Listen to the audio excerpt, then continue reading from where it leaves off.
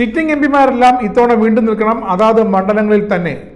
കഴിഞ്ഞ തവണ ജയിച്ചവർക്ക് ഇത്തവണ വീണ്ടും ഉയർന്ന ക്ലാസ്സിലേക്ക് പ്രൊമോഷൻ ഉണ്ടാകുമെന്ന് ഒരു മാസം മുമ്പ് തന്നെ KPCC പ്രഖ്യാപിച്ചിരുന്നു. കാരണം ഇതുവരെ ഒരു കോൺഗ്രസ് എംപിക്ക് പകരം മറ്റൊരാൾ നിർത്തണമെങ്കിൽ അത് ആരാകുമെന്ന് കോൺഗ്രസ് ആലോചിച്ച് മെനക്കെട്ട് കൂടിയിട്ടില്ല.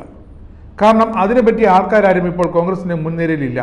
സ്ഥാനാർത്ഥികളുടെ യോഗ്യത കാണാപ്പാടമായിരുന്നു ഉമ്മൻചാണ്ടിക്ക്, അദ്ദേഹം ഇന്നില്ല. AK ആന്റണിയാകട്ടെ രാഷ്ട്രീയം മതിയാക്കിയിരിക്കുന്നു. ഇപ്പോഴത്തെ നേതൃത്വമായ സുധാകര സതീശന് ഇപ്പോഴും കാര്യങ്ങളൊരു തിട്ടം വന്നിട്ടില്ല. കളം ഏതാണെന്ന് അവർക്കിതുവരെ തിരിഞ്ഞിട്ടുമില്ല. കളം ഏതാണ്ടൊക്കെ തിരിഞ്ഞ രമേശ് ചെന്നിത്തലയും VM സുധീരനും മുല്ലപ്പള്ളിയുമൊക്കെ ഇടഞ്ഞു തന്നെ നിൽക്കുകയാണ്.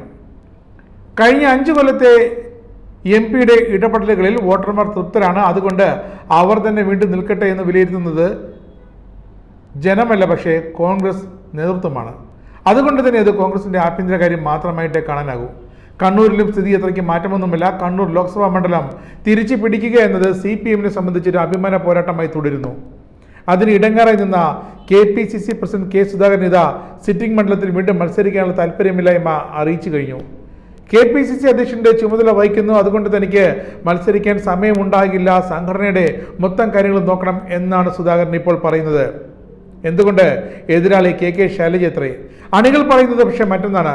പോക്സോ തട്ടിപ്പ് കേസിൽ ജയിലിൽ കഴിയുന്ന ജോൺസൺ മാവുങ്കലിന്റെ ഒക്കെ തോൾ കേട്ട് നടന്നുള്ള പ്രതിച്ഛായ ഇല്ലാതാക്കി കളഞ്ഞ സുധാകരൻ ഇനി കണ്ണൂരിൽ നിലം തൊടില്ലെന്ന് അണികൾക്ക് ബോധ്യമുണ്ട്. സുധാകരൻ മത്സരിച്ചില്ലെങ്കിൽ അദ്ദേഹത്തിന്റെ അടുത്ത അനുയായിയും KPCC സെക്രട്ടറിയുമായ K. ജയന്തനാണ് സാധ്യത. അതുകൊണ്ട് തന്നെ KK ശൈലജ ടീച്ചറുടെ ആ സ്ഥാനാർത്ഥിത്വത്തിന് പ്രാധാന്യം ഏറുകയും ചെയ്യുന്നു.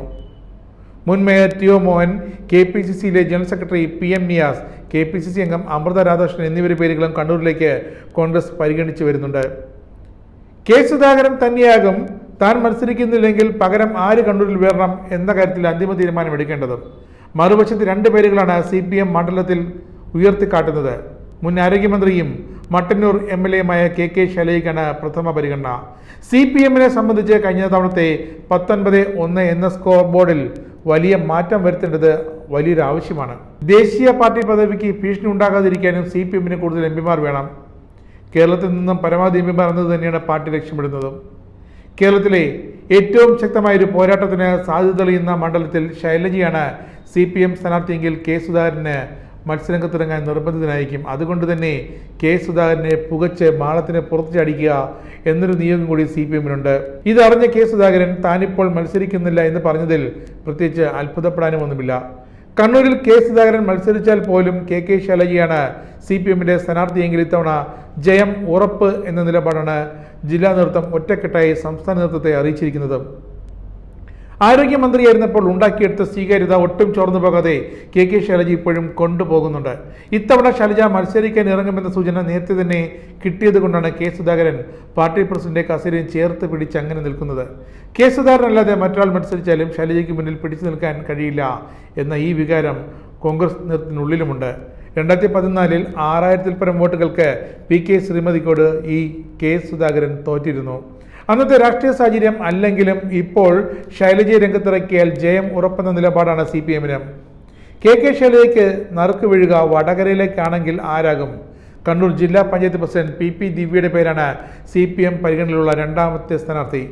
ജില്ലാ പഞ്ചായത്ത് ഭരണത്തിൽ ദിവ്യ ഇപ്പോൾ പുലർത്തുന്ന മികവും യുവ നേതാവുമെന്ന ആ ഒരു തിളക്കവുമൊക്കെ സാധ്യത വർദ്ധിപ്പിക്കുന്നുണ്ട്. എന്തായാലും അവിടെ പരിഗണന KK ശൈലജയ്ക്ക് തന്നെ. അത് അറിഞ്ഞുകൊണ്ട് തന്നെ K. സുധാകരൻ ഇത്തവണ താൻ മത്സരത്തിനില്ല എന്ന് നേരത്തെ പ്രഖ്യാപിക്കുകയും ചെയ്തു. ബാക്കിയെല്ലാം ഹൈക്കമാൻഡിൻ്റെ കയ്യിൽ. ഹൈക്കമാൻഡ് മത്സരിക്കാൻ പറഞ്ഞാൽ K. സുധാകരൻ മത്സരിക്കും. KK ശൈലജയ്ക്കെതിരെ ആവും വിധം പിടിച്ചു നിൽക്കും. പക്ഷേ അന്തിമവിധി എന്താണെന്ന് ഏവർക്കും അറിയാം. K. സുധാകരനോ KK ശൈലജയോ തീരുമാനം ഉടനറിയാം. കൂടുതൽ വാർത്തകൾക്കും വാർത്തകളിലെ വസ്തുതകൾക്കും ഈ ചാനൽ സബ്സ്ക്രൈബ് ചെയ്ത് ഫോളോ ചെയ്യുക.